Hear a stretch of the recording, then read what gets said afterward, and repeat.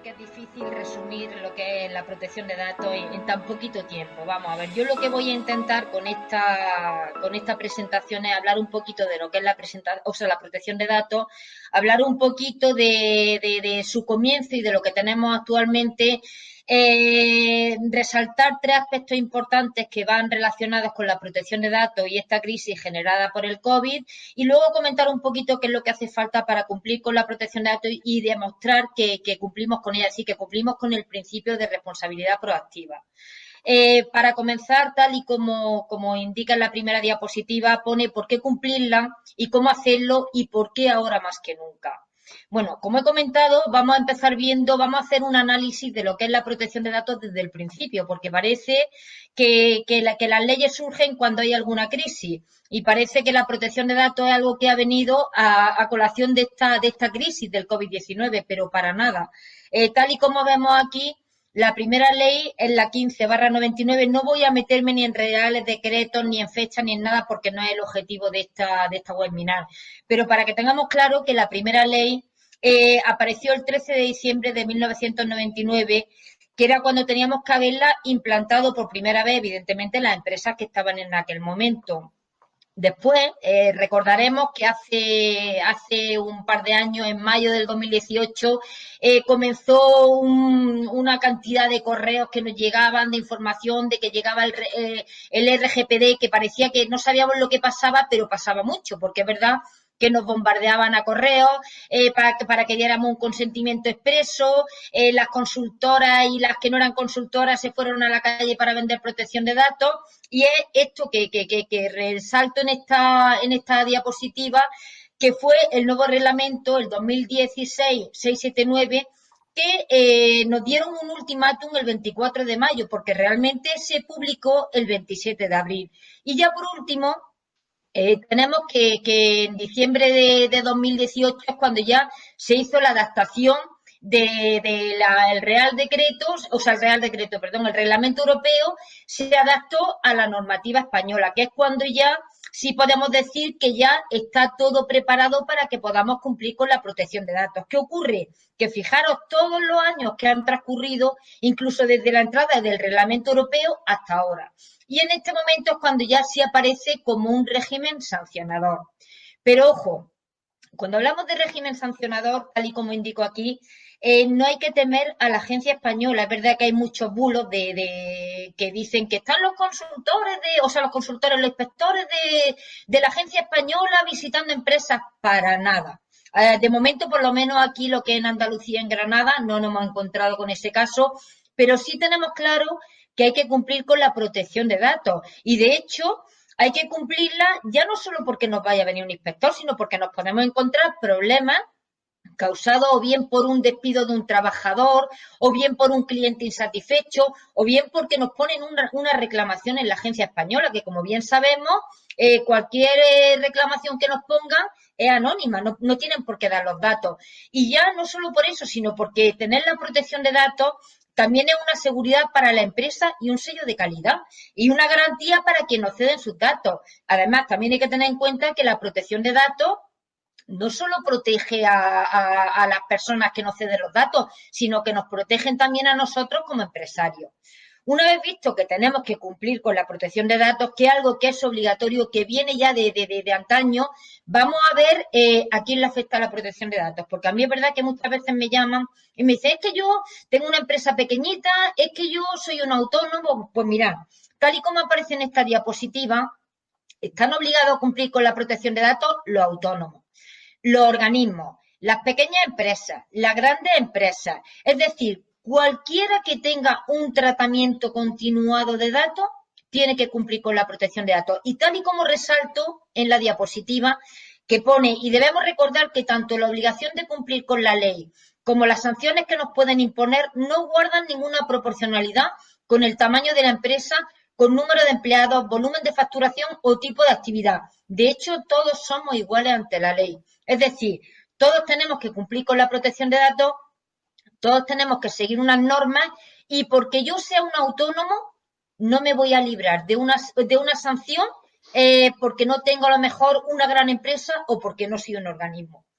Pero claro, Cuando hablamos de datos personales es otro tema que también cuando te hacen una consulta de protección de datos o te visitan para que le dé un presupuesto, realmente no tenemos claro qué son los datos personales. Pues mira, tal y como indico aquí, un dato personal es un nombre, un teléfono, una dirección, un número de cuenta, un correo electrónico, una imagen, una grabación de voz.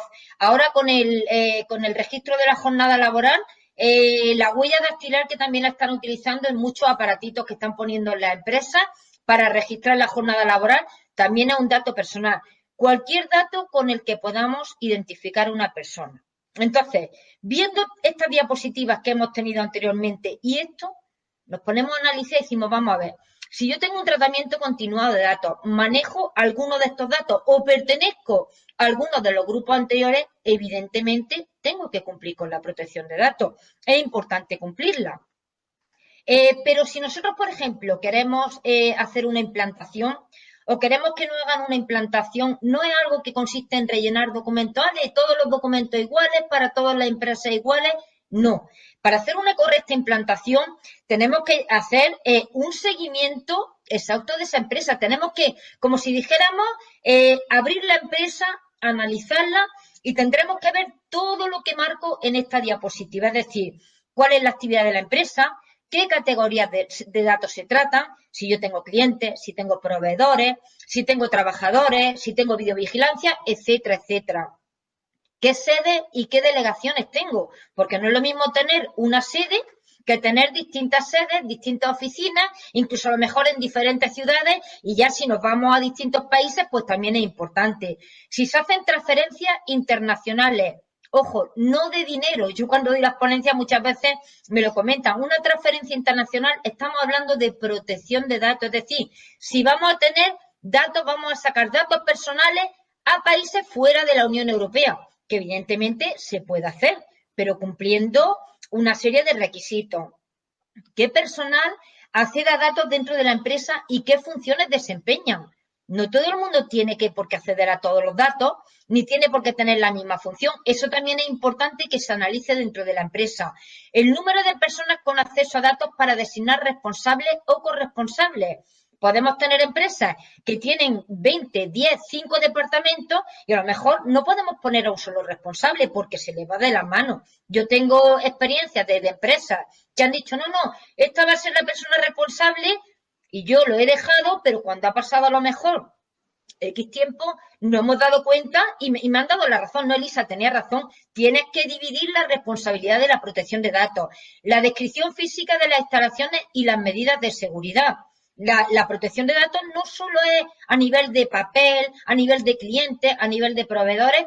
Ojo, tenemos que tener muy en cuenta todo lo que nosotros vamos a tener en la empresa, ordenadores, red wifi, la salida y entrada de documentación, todo eso tenemos que analizar cada uno de los activos para ver qué seguridad tenemos que tener y evitar cualquier brecha de seguridad.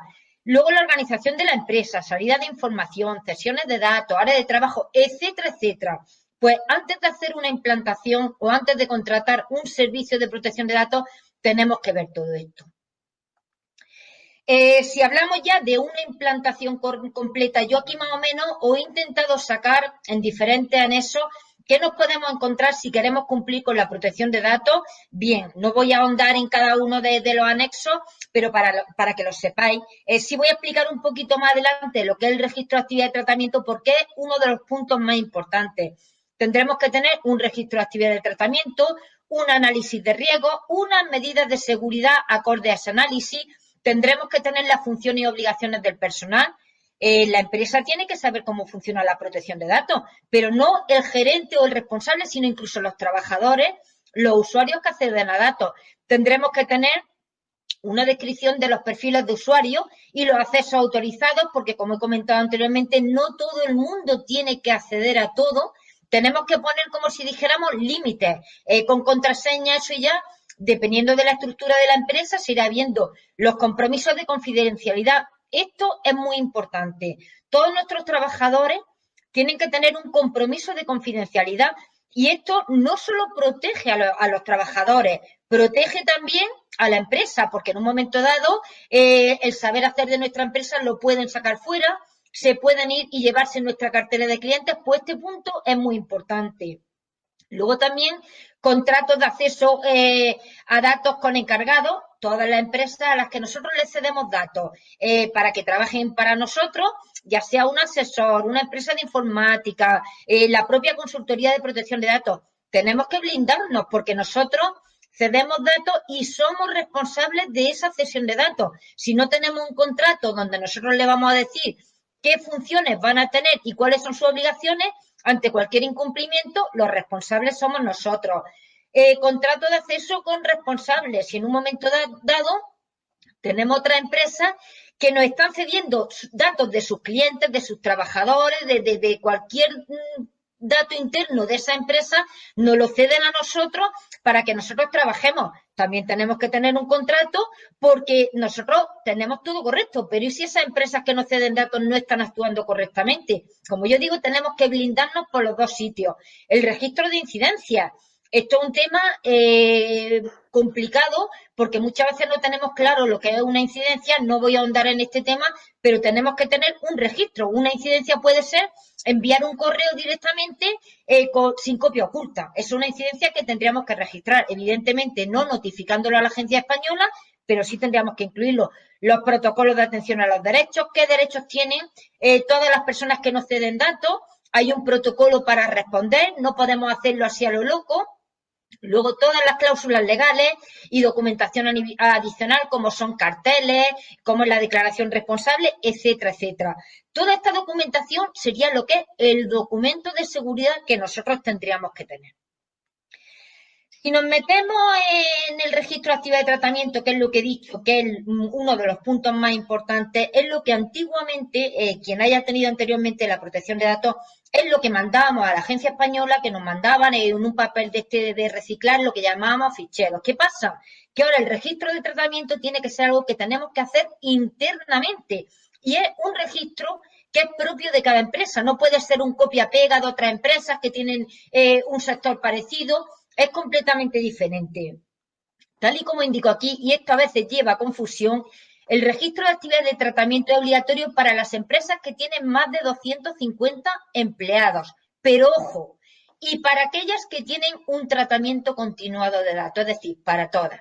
Porque quien no tiene un cliente, dos clientes, un trabajador, ese tratamiento es continuado. Tenemos facturas, tenemos teléfonos, tenemos datos. Pues el registro tenemos que hacerlo, pero para hacer el registro es un registro por datos. Primero tendremos que ver qué datos manejo en mi empresa. Si manejo datos de clientes, si manejo datos de proveedores, si manejo datos de videovigilancia, de lo que sea. Luego, si mi tratamiento es sencillo o doble, es decir, si yo soy responsable de los datos o si soy responsable de los datos de terceros, lo que hemos estado hablando antes de los contratos.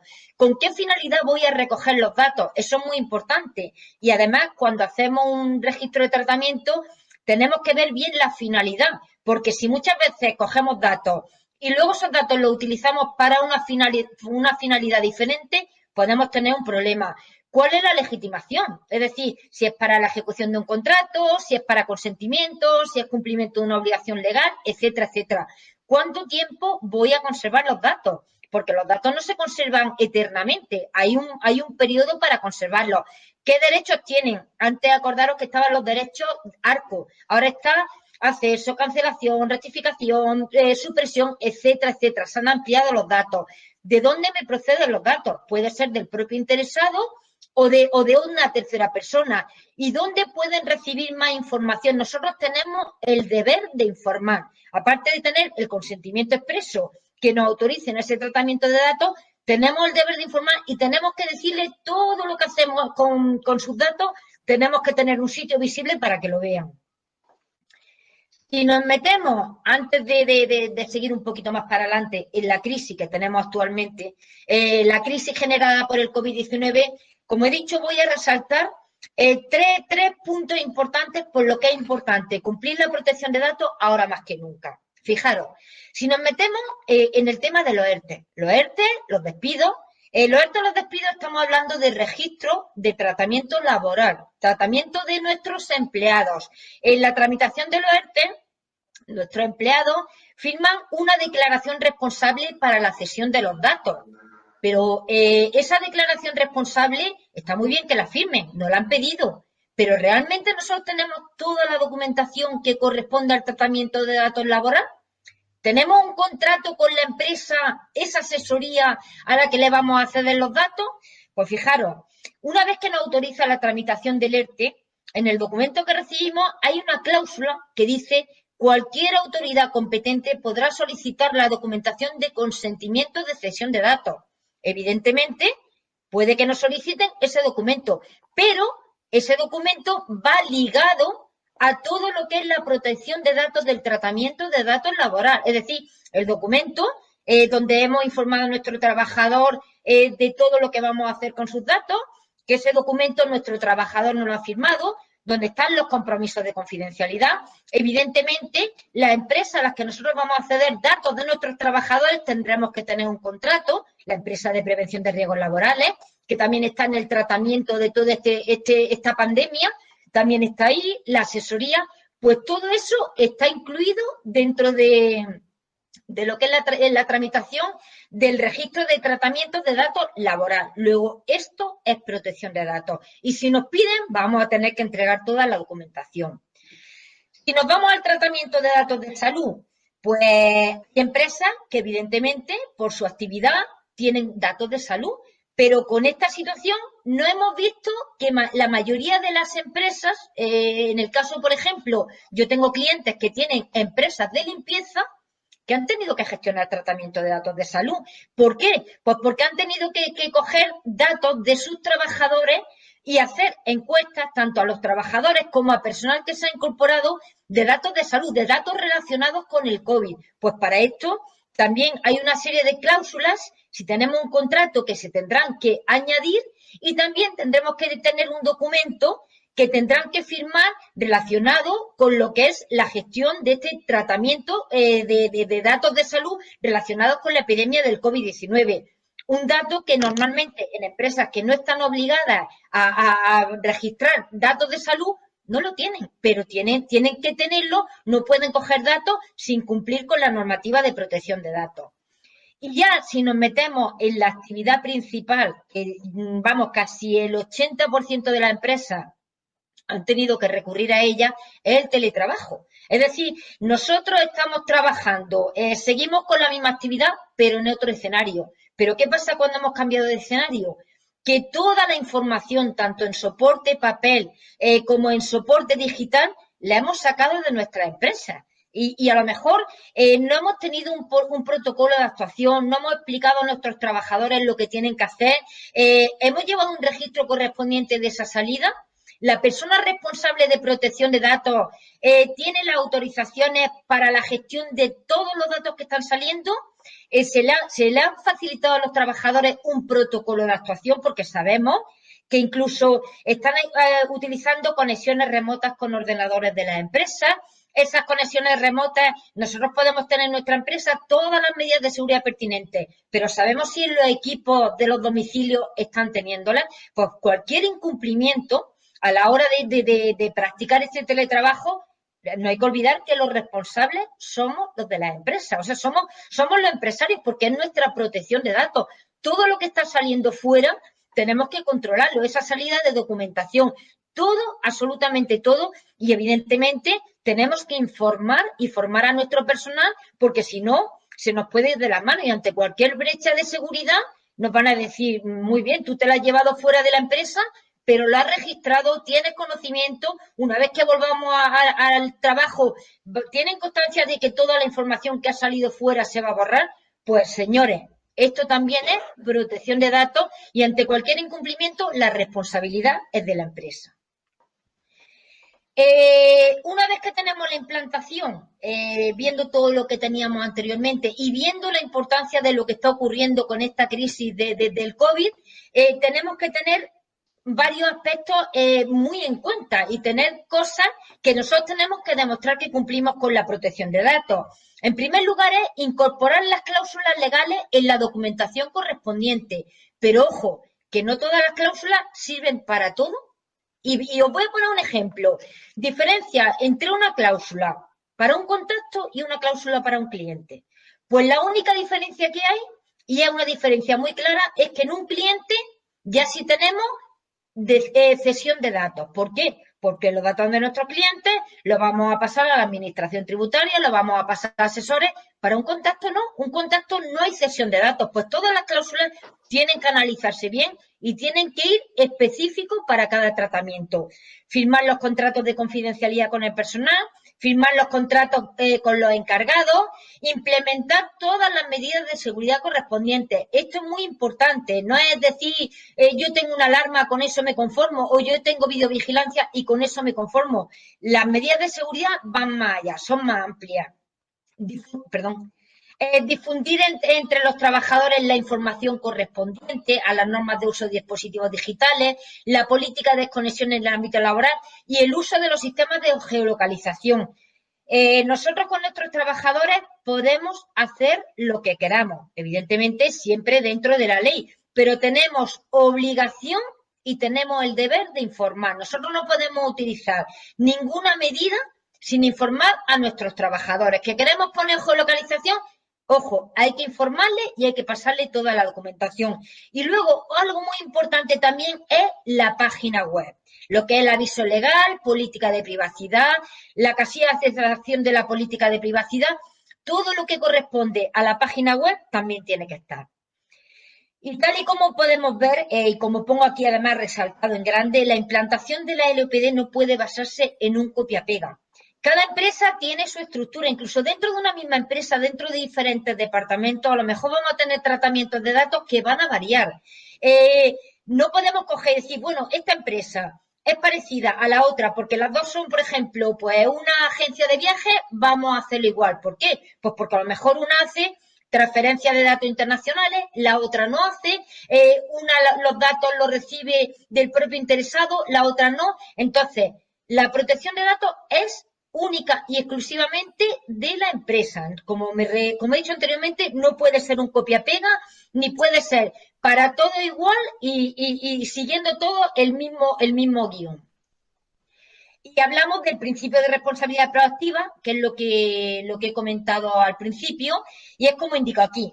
Tener implantada la protección de datos no es tener un archivador o unos ficheros en un ordenador y dejarlos almacenados. Eso era muy típico de la ley anterior, la primera, la 15/99, pero hoy en día no es eso. Tampoco es tener cláusulas y contratos obtenidos de un copia-pega. En esto insisto, pero es que de verdad que estoy cansada de encontrarme esto, incluso de empresas de las que hacen páginas web que me lo dicen, oye, yo puedo poner este texto, porque tienen textos modelos que lo van incorporando. Tampoco es tener un título obtenido a través de una formación, que además ha sido bonificada en los seguros sociales. Ojo, yo imparto formación de protección de datos, yo tengo empresa de formación, pero una cosa es la formación y otra cosa es la implantación, son cosas completamente diferentes. Una protección de datos tenemos que tener claro que es algo vivo, que está en constante cambio y modificación. Y es algo que pertenece a cada empresa en particular. No es algo que te lo implanto y el año que viene nos vemos que te voy a cobrar, te voy a dar un informe. No, tienes que estar constantemente en contacto con la empresa y trabajando. Y luego, como indico aquí, cumplir con el principio de responsabilidad proactiva es tener la implantación correctamente, con toda la documentación que conlleva y demostrar que cumplimos con ella y firmar una declaración responsable. Cumplir con la protección de datos es tenerlo todo y además demostrar que cumplo con ella. Es más o menos un resumen rápido, pero es muy importante que tengamos claro que la protección de datos no es algo nuevo, que la protección de datos es algo que tenemos que cumplir, pero no solo de cara a una inspección, no nos tiene que darnos miedo una inspección o que vengan a revisarnos, es de cara a nuestros clientes, como digo, es una garantía, es una calidad y luego también para nosotros, porque también lo que estamos haciendo es blindarnos de cara a los datos que enviamos fuera, a los datos que nos llegan de fuera y sobre todo porque es una normativa que no es excesivamente cara, que también eso es algo que hay que tener en cuenta, pero que hay que hacerlo correctamente para evitar cualquier tipo de problema. Muchas gracias, Elisa. Fenomenal. Te quería trasladar mientras alguno que se anime a trasladar en el chat. Ya sabéis que tenéis disponible el chat para todas aquellas preguntas relacionadas con la intervención de Elisa. Elisa, has hablado en algún momento de el tiempo que tenemos que tener los datos en nuestro poder. ¿De cuánto tiempo hablamos? Tenemos un Depende tiempo. de los datos. Si tú tienes una relación con algún cliente, mientras que tenga algún tipo de relación contractual, va a mantener los datos. En el momento en el que tú dejas de tener una relación con ese cliente, evidentemente no los vas a eliminar, porque esto pasa como con Hacienda. Tú tienes que mantener los datos durante X tiempo, lo que marca la ley, los 5 años, por si en un momento dado hay algún tipo de inspección o hay algún tipo de problema, pero una vez pasado ese tiempo, sí tenemos que borrarlo. Tenemos que borrarlo, además, tenemos que informar al cliente de que esos datos se han borrado. Los datos no los podemos mantener siempre. Ahora, si tú es una relación que va a continuar, pues tú ahí la tienes. Pero en el momento en que ya termina la relación con ese cliente, con ese proveedor, con ese trabajador, lo mantendremos el tiempo que marca la ley que debemos de tener, pues facturas, albaranes, cualquier cosilla que de cara a una inspección no lo puedan solicitar, pero después hay que eliminarlo. Ajá. Vale, bueno, aquí ya nos van diciendo varias preguntas. Carol nos preguntaba, bueno, en su caso particular, tiene una clínica dental y hay pacientes que cuando acuden a su primera visita, pues deben de rellenar el documento, ¿no? En algún caso, incluso el paciente no quiere rellenar ningún dato personal. ¿Qué hacemos? ¿Cómo podemos actuar o En una, llegar en al una, en una entendimiento clínica con el paciente? en una clínica dental que no quieren rellenar datos personales, en una clínica, yo te lo digo porque yo tengo bastantes clínicas dentales y evidentemente hay una ficha que tienen que rellenar con sus datos porque cualquier paciente tiene que tener un historial clínico. Además, tener en cuenta una cosa, que en las clínicas no solo estamos hablando de tratamientos de datos de nombre, apellidos, teléfono, sino que incluso hay determinados momentos en que tenemos una custodia de historial clínico y esa custodia de historial clínico es un documento que hay que tener firmado por los clientes. Normalmente yo en las clínicas que tenemos hay una ficha modelo donde están todos los datos y donde le incorporamos la cláusula de protección de datos. Lo que hay que tener claro es que a cualquier cliente lo que no podemos hacer es cargarlo de firmas y de documentos. Si nosotros tenemos un contrato con un determinado cliente, lo que debemos de hacer es todos los datos que vayamos a pedir para la misma clínica, incorporarlos y debajo poner la cláusula de protección de datos, donde está cuál es la finalidad, cuál es la legitimación. Es una cláusula que incorpora todo. No tenemos que tener datos por un lado de la clínica y datos por otro lado de la protección de datos. Todo se puede incorporar en un mismo contrato. Ujú. Además nos cuenta también Carol, que debido al COVID, ya que se priorizará a los pacientes por urgencias, tendremos que hacer un test previo por teléfono, ¿no? ¿Cómo tendríamos que proceder en ese sentido a la captación de datos? Eso hay una cláusula y hay un contrato que ha salido nuevo, de hecho a nosotros nos lo han pasado, que es una cláusula específica para el COVID. En un momento dado, pero como por teléfono.